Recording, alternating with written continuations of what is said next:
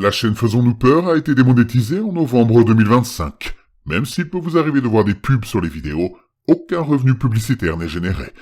N'ayez pas peur de soutenir la chaîne à travers des donations ponctuelles, mensuelles ou des achats de très longues narrations sur le site Buy Me a Coffee. Votre soutien est essentiel pour l'avenir de la chaîne. Affreusement vôtre, la ruse.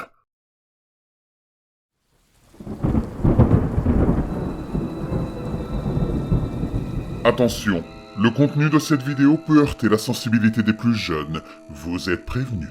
N'ayez pas peur de laisser un pouce bleu, d'activer les notifications et de vous abonner si ce n'est pas déjà fait. Le public de ce tunnel ne voulait pas qu'Adrien arrête de jouer de la musique.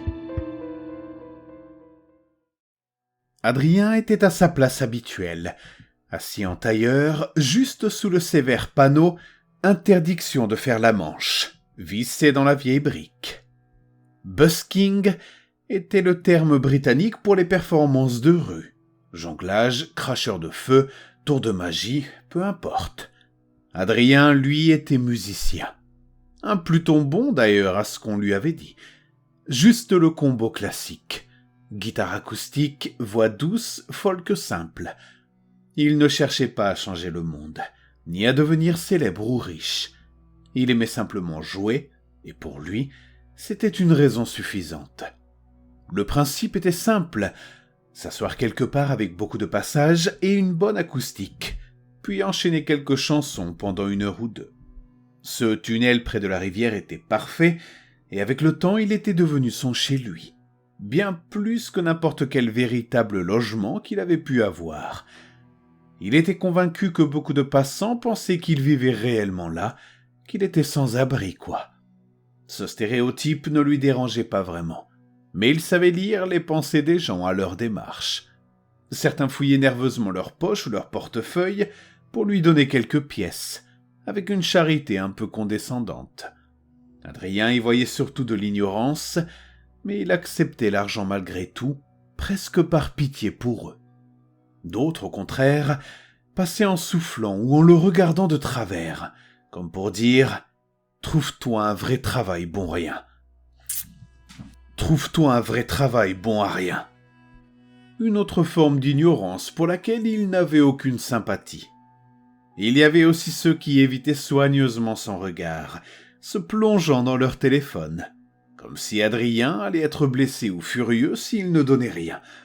C'était ceux-là qu'il trouvait les plus étranges. Il faisait son travail, il ne mendiait pas, et personne ne lui avait demandé de jouer, alors pourquoi se sentir coupable ? Les gens passaient de chaque côté comme d'habitude. C'était un jeudi soir de printemps. Pas encore assez chaud pour les foules estivales, mais suffisamment pour que la session en vaille la peine. Du coin de l'œil, Adrien remarqua une forme, une silhouette qui ne se déplaçait pas avec le flot. Il leva la tête et vit une femme d'âge mûr et une petite fille qui le regardaient. Cela arrivait parfois. C'était agréable d'avoir quelqu'un qui écoutait plus que quelques paroles.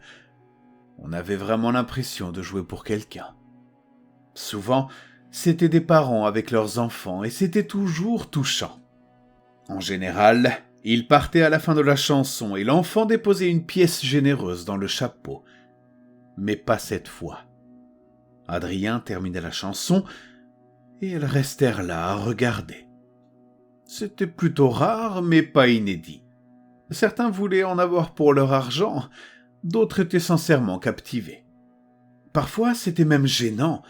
Il devenait conscient de lui-même. Il faisait plus d'erreurs. Il y avait aussi eu des moments où des spectateurs l'avaient mis mal à l'aise, lui faisant craindre un vol ou pire. Dans ces cas-là, il faisait semblant de faire une pause, les gens applaudissaient, donnaient quelque chose puis partaient. Mais cette fois, c'était différent. La mère et la fille restaient là, souriantes, sans applaudir et sans réagir, juste à le regarder. Le sourire ne quittait pas leur visage. Adrien se força à ignorer le malaise et entama une autre chanson, mettant plus d'intensité que d'habitude. Il ferma les yeux, força sur la voix, y mettant une émotion inhabituelle. Quand il les rouvrit, il y avait plus de monde. 3 autres personnes s'étaient arrêtées dans le tunnel.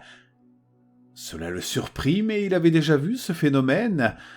Une personne s'arrête, puis d'autres suivent. C'est l'effet boule de neige. Il y avait encore des passants, mais moins qu'avant. Adrien continua de jouer.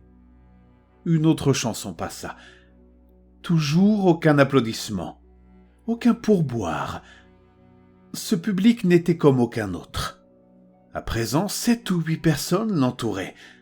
Quand le nombre atteignit une quinzaine, il décida que ça suffisait.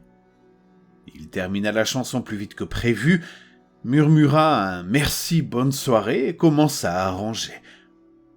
Alors qu'il se penchait pour attraper sa housse de guitare, il entendit des pas rapides. Il leva aussitôt la tête. La femme et la fillette étaient tout près, trop près. « S'il vous plaît » dit la femme avec un sourire presque douloureux. « Continuez à jouer. Ma fille adore cette musique. Je vous en prie encore un peu. » Adrien ne sut quoi répondre. Il ressentit une étrange pitié. Le désespoir se lisait sur son visage. « Je suis désolé, je dois vraiment y aller. » balbutia-t-il. La petite fille sembla profondément déçue, comme quelqu'un qu'on abandonne encore une fois. Un homme apparut à côté d'Adrien, affichant le même sourire triste. « S'il vous plaît, nous aimons cette musique, nous l'écoutons toujours. » Cette phrase le glaça.